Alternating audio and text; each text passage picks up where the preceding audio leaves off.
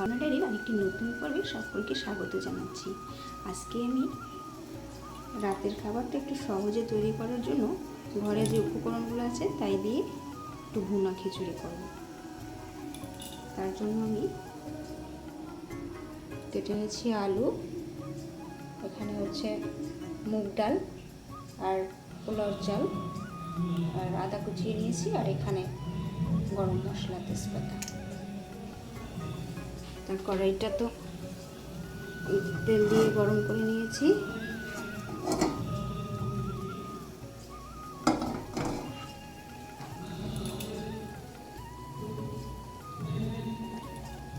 প্রথমে দিয়ে নেব আদা কুচি,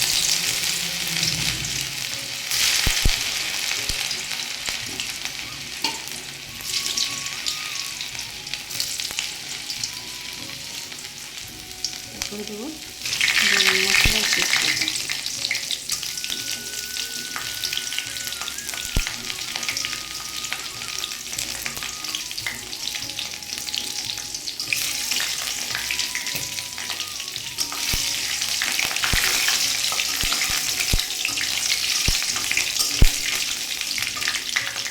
এবার দিয়ে নেব যে কেটে রাখা আলু।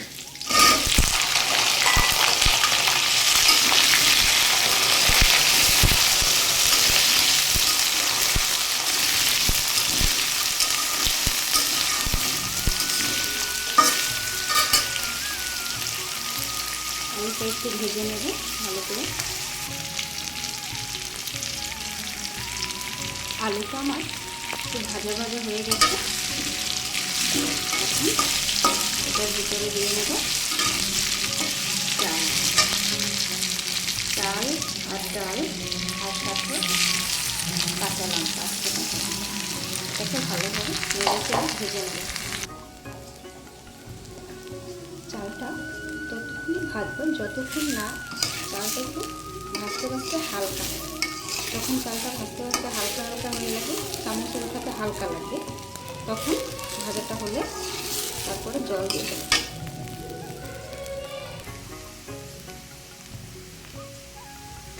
দেখুন চাল আর আলু ভাজতে ভাজতে গন্ধ বেরিয়ে আসছে আর হালকা হালকা হয়ে গেছে, নাড়া দিচ্ছি, হালকা লাগতেছে, গন্ধটা বের হয়ে গেছে, তার মানে এখন জল দিয়ে দেবো।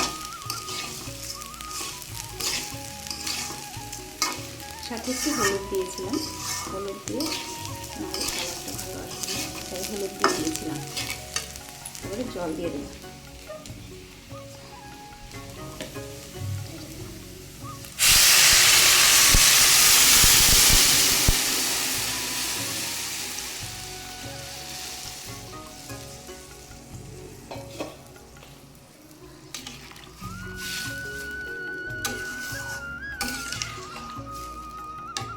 এটা ফুটতে দিতে হবে অনেক সময়, প্রায় 10 মিনিট 9 মিনিট মতো ফুটতে দিতে হবে। দেখুন খিচুড়ির জলটা ফুটতে শুরু করে দিয়েছে। এই পর্যায়ে দিয়ে নেব লবণ, পরিমাণ মতো লবণ দিয়ে দেবো।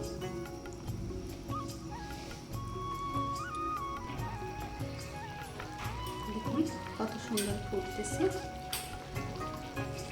আর দিয়ে দেবো কিছু কিশমিশ, যার ভালো লাগে দিবেন, না লাগলে না দিবেন। আমি এটা ভিজিয়ে রেখেছিলাম, ধুয়ে দিয়ে দিয়েছি। আমার ভালো লাগে খিচুড়ির ভিতরে কিশমিশ পড়লে।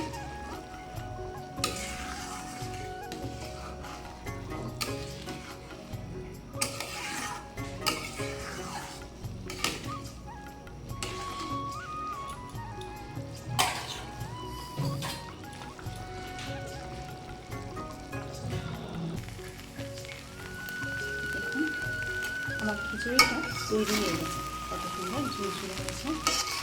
রাতের জন্য খাবার তৈরি হয়ে গেল। খিচুড়িটি কেমন লাগবে জানাবেন। সাথে রয়েছে ডিম ভাজা।